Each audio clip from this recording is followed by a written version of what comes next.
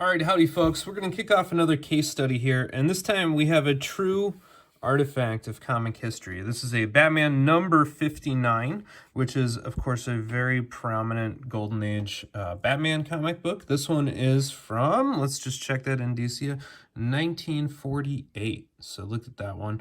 This one was definitely owned by one Gordon Schultz, as is stated both on the cover and the splash page, just in case the cover became detached, which it actually might do. So if you look here, the top staple is definitely blown. You can clearly see the line of broken fiber right there through the top. The bottom staple, thankfully, is at least at the moment securely fastened. So it does have some pretty nasty tears, but it does look at least like it is attached to the cover, which is important because that first blown staple is going to knock you down to about a 6.0 grade. If you blow, sorry, maybe it's a 7.0. I'd have to double check one blown, but the second one's definitely going to cap you at about 4 or 5, or at least it should. Although I've seen a couple of Golden Age books from CGC that I think are overgraded based on having a detached cover. Anyway, this one's got a good amount of chipping on the edge here, so we're going to try to take some effort to hopefully unfurl some of that, just to, make sure we've got enough color there as possible. You can see it's definitely got a rounded edge, and there's definitely reader creasing and some tears. So this is not a near mint copy by any means, but it's a pretty nice one. And it does indeed have a true spine roll. So you can see that there's clearly lots of exposed inner wrap. We can get a little bit of that kind of classic teardrop look from the top down. And of course there is both the staples, if this one was attached, would be poking up at you, as well as having that white border on the front cover. So we're going to ultimately try to unroll the spine on this, which I think is going to be pretty bold, but hopefully we'll be able to keep it. You'll see that there is a good amount of foxing on the edges of this comic book, and that's going to be true on the inner pages as well, but you'll also notice that those inner pages look quite nice, I think. And of course this comic is popular for a couple of reasons, one of which is we have the Joker here as the genie in Batman's Arabian Nights. Featured preeminently there coming through on the front cover, but this is also a double first appearance, and one thing that I think is phenomenal about this issue is this double first appearance is on the same page. So up here we have the introduction of Vicky Vale, who of course becomes the reporter in the very classic 1989 Batman movie. She's the damsel in distress reporter who gets abducted by the Joker there, and is exposed to the Joker's antics in the art museum, if you're a fan of that movie. The other one is this is clearly the introduction of the Mad Hatter, even referencing the Alice in Wonderland theme, clearly blown up. And so this one is both on the same page, which is pretty awesome. All right, so with that covered, what are we going to do with this one? Well, I've already given this one a pretty good dry clean in this area that took me about 45 minutes, so I didn't want to videotape all of that. I also took a lot of time here to dry clean up in the new Target range, as well as these white boxes and the text box over here. So I gave it as much of a dry clean as I could. This one's pretty bright, and so I'm going to give it a single bled O treatment on the front and the back cover. There's not any significant tanning on the interior cover, which is pretty remarkable, I think.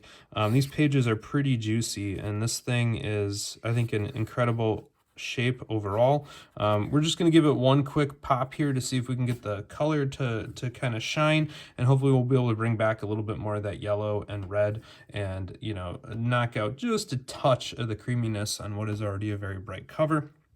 Then we'll come on back and we're going to flatten this, be very, very careful, at least as careful as I can be, not to blow that bottom staple, and then we'll give it our Golden Age press.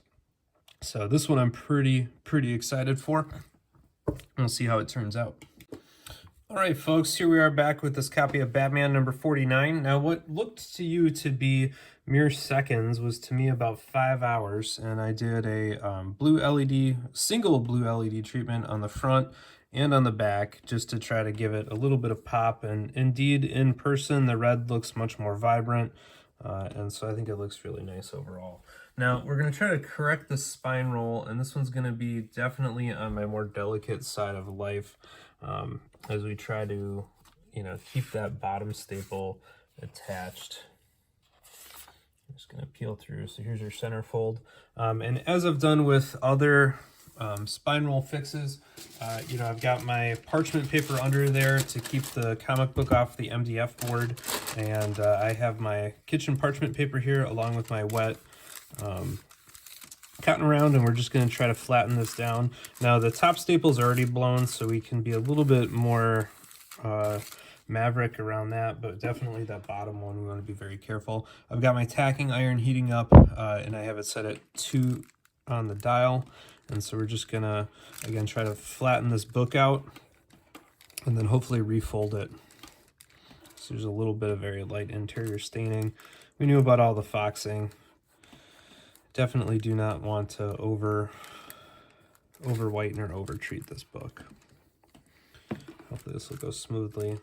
Again, I'm using my thumb there to keep, you know, the location of the staple clean, so I've got, you know, no risk of just going over it.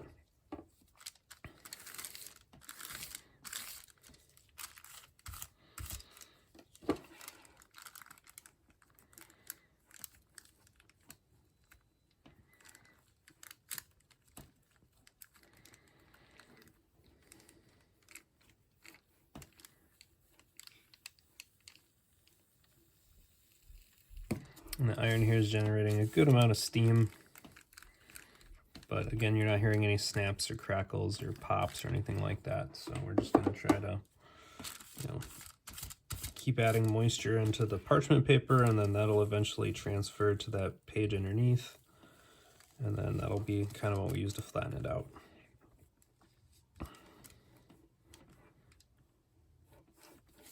And again, I start from the interior. I think the newsprint is pretty good at kind of forgetting where it was a little bit better than the exterior pages or the cover. And it's a lot more workable. The old newsprint interiors you can really beat up, assuming they're not genuinely tanned or brittle. Obviously, the ones that were sat in hot, humid attics can get that way pretty quick.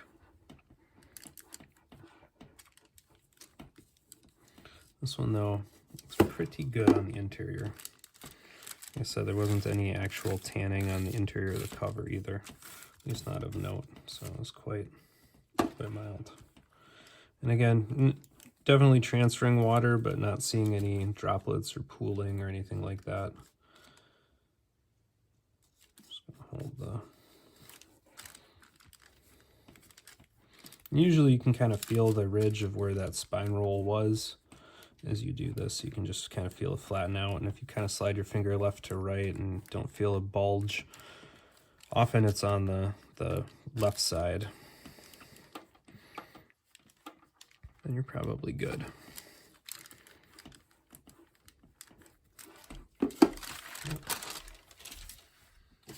This should be good. It wasn't that nasty of a spine roll. We can take the backer board here and now kind of fold this back up.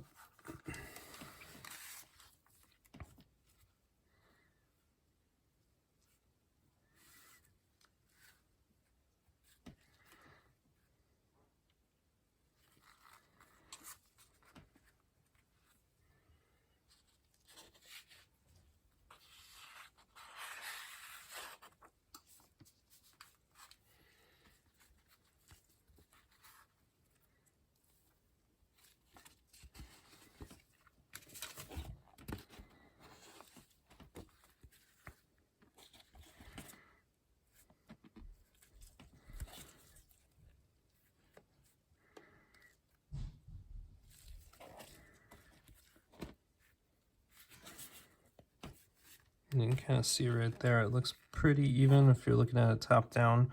And you don't have to get it all the way, we just want to, you know, get it most of the way there.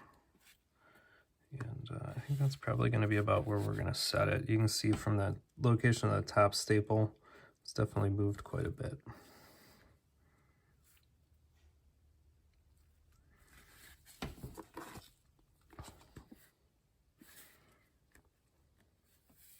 Kind of holding it here.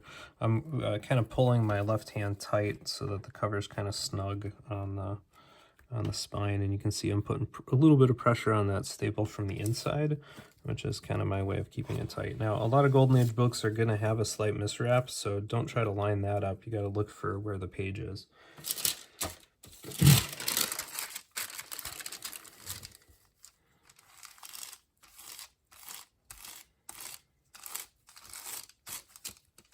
And I want to pay careful attention to where that staple is on the bottom. Ends up a little too hot.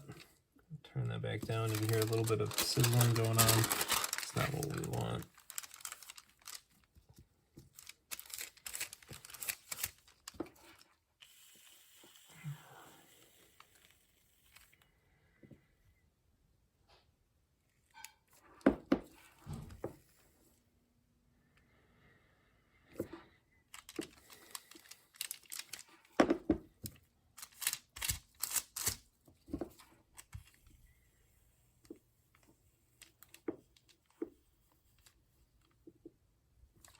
Before we set the whole thing, let's just check and see. No, a little too much moisture on there. Rub off as much as I can.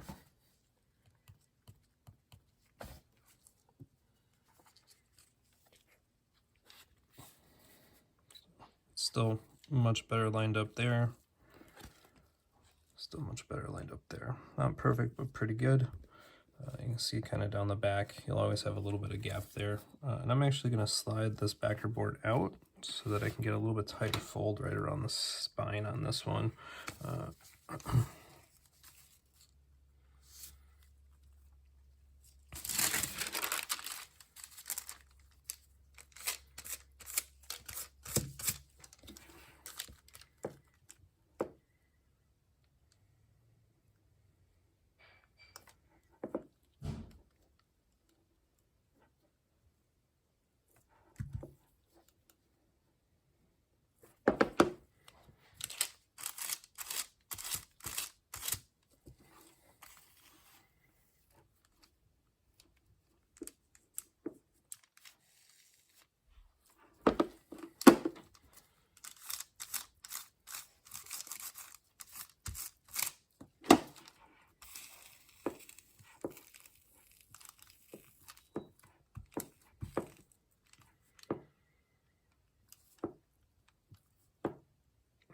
Thinking the risk of overdoing it, I think that'll get us into the press.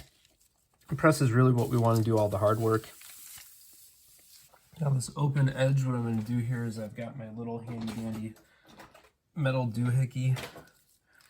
I don't think too much of this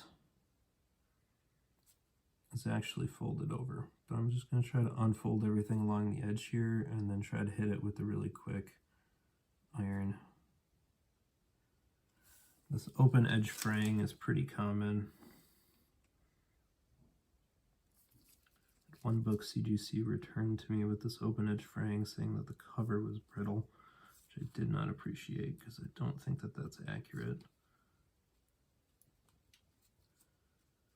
But whatever. Okay.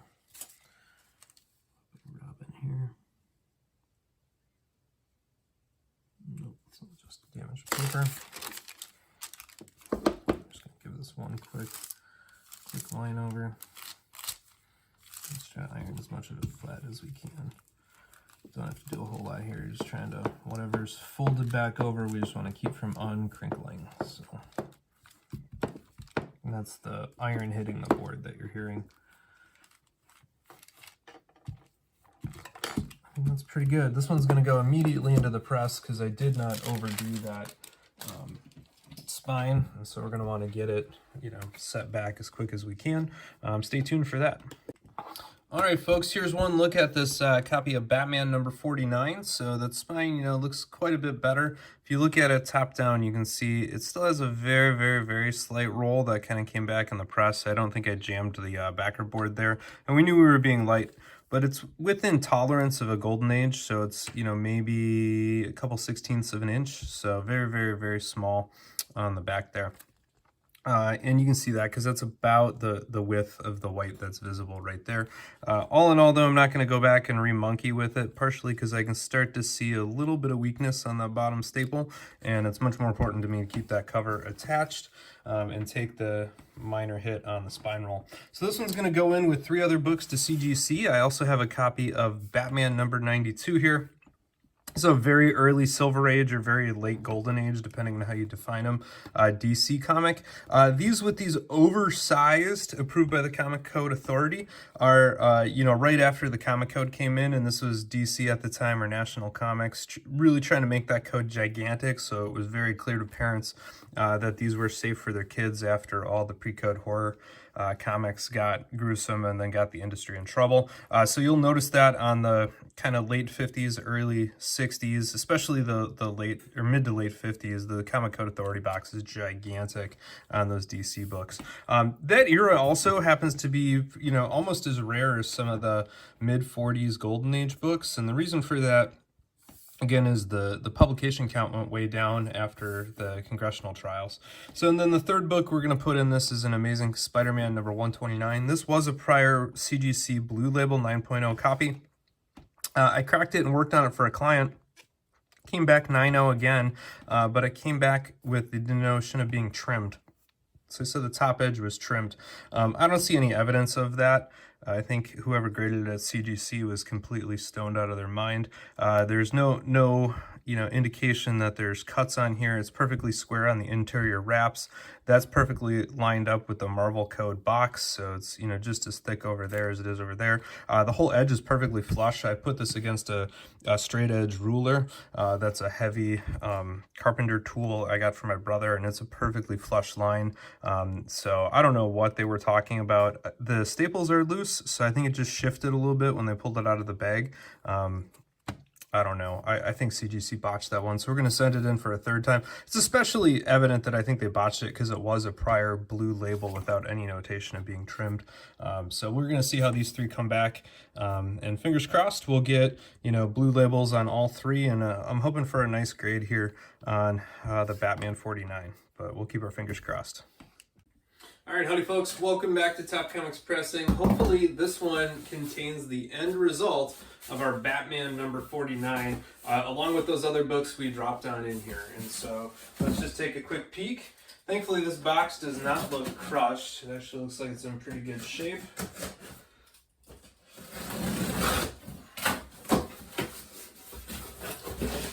All the bubble wrap on the outside looks pretty good.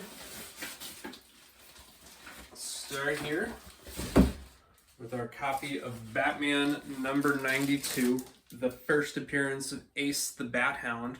It came in a CGC 3.5, so I think that is pretty much spot on the mark. You know, we knew that this one was not going to be high grade. It had a lot of creasing across the top. It had a little chip out down here, and a lot of creasing along the spine fraying, very, very small spine split at the bottom. So a lot of wear and tear, definitely not a high grade book.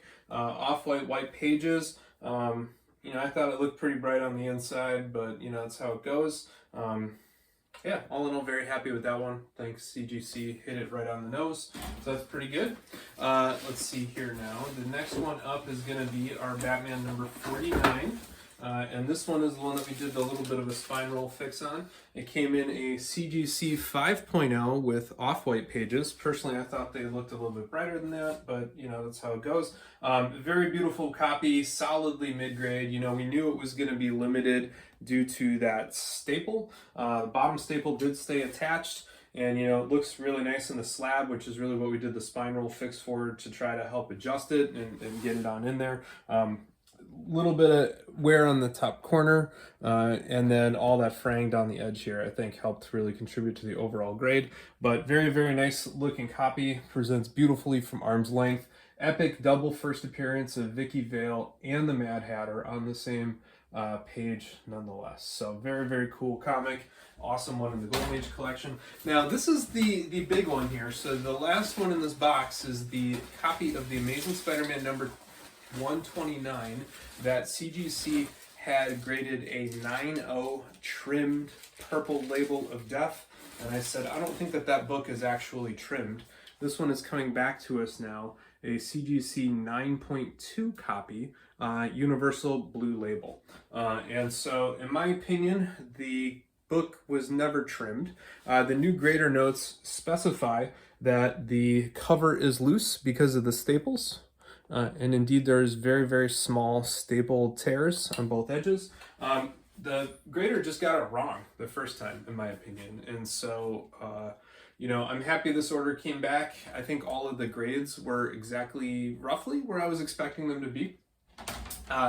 What I would like to say, though, is CGC, in my opinion, has been mislabeling books trimmed for the better part of a calendar year now. Okay, so when they started to crack down on cover cleaning, they also started to introduce this goofy triangulate to see if it's trimmed or not, and you can open it up with the centerfold. And I've heard Matt Nelson try to explain this on Elite Comics, and he has zero actual clear explanation for how you tell if it's trimmed or not.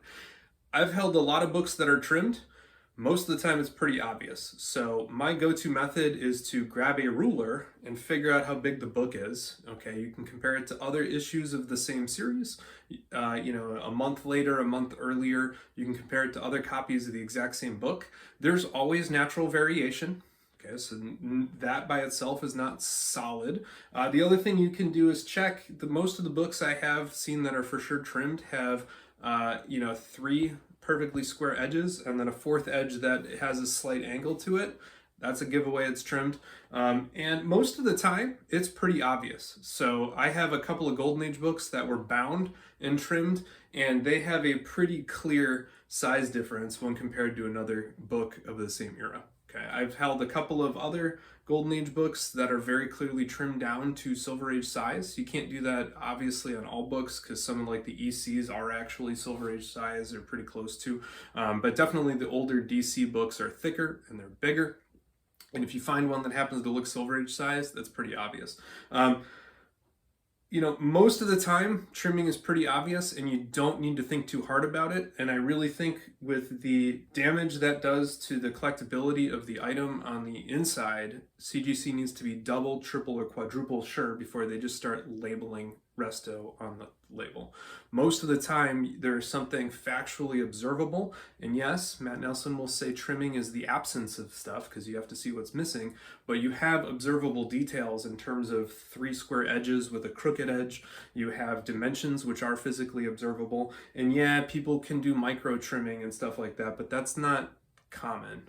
It's not normal. And it's definitely not on the top and the bottom edge. I mean, this thing lines up perfectly on the top edge and it lines up perfectly on the bottom edge, and you can see that. Like if the cover was actually trimmed, you'd need to be able to see some exposed wrap on either the top or the bottom. And if both the top and the bottom edges line up perfect, it's not trimmed. So at least that's my rant here on this one. I'm happy the owner of this book will get it back. I normally don't put client books on my account because it's a huge mess to deal with CGC, but in this case I made an exception because I took their blue labeled book and it came back purple label trimmed, and I knew that that wasn't the case because I didn't trim it and it didn't have any evidence of trimming, and so we worked out a resubmission on that one. Anyway, this one ended positively. I'm also super stoked about these. These are 2 just great Batman books. Both of them are super awesome. My wife and I love our dogs, and so having Ace the Bat Hound in the collection. One day I'll pick up the Adventure Comics with Crypto, the first appearance of Crypto. That one's a little bit harder to snag. And then, of course, as a big Batman and Joker fan, this one is just truly epic. And so, thanks for watching. Thanks for tuning in. Don't forget the all-important thumbs up on the video. Don't forget to click that subscribe button right down below here somewhere else. Feel free to drop some comments, reach out. I'll post the pictures. I don't have the other labels, but I know we'll get a picture of this thing with the original 9.0, the 9.0 purple label, and now the 9.2 CGC label. And so we'll go ahead and post those on Instagram probably about the time this video posts, or the Facebook. And so thank you always for your attention. Click the subscribe. Click the subscribe.